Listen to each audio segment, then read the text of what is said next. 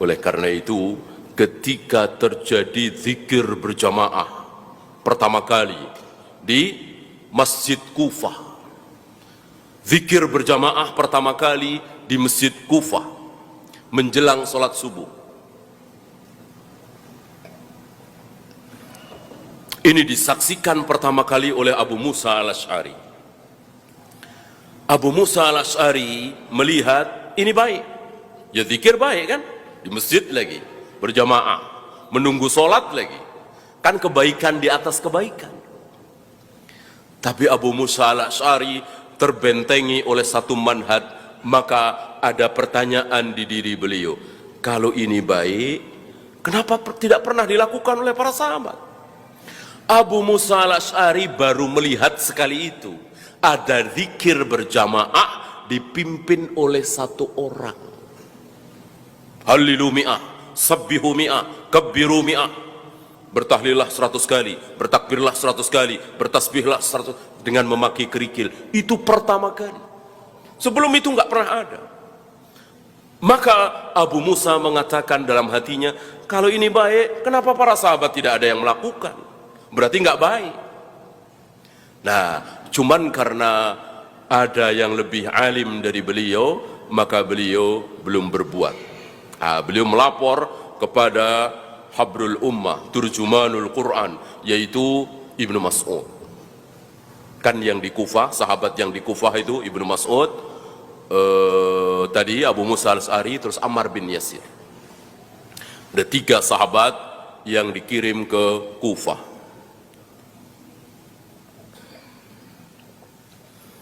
Begitu Ibnu Mas'ud datang, ini sebuah akhlak yang dicontohkan oleh Abu Musa, ya.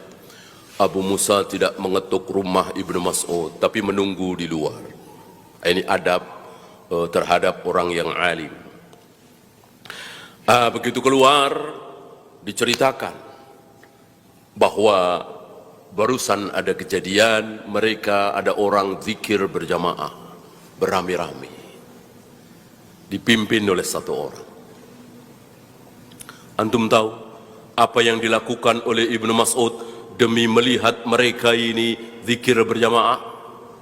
Langsung dibubarkan dengan mengatakan betapa cepatnya kalian sesat.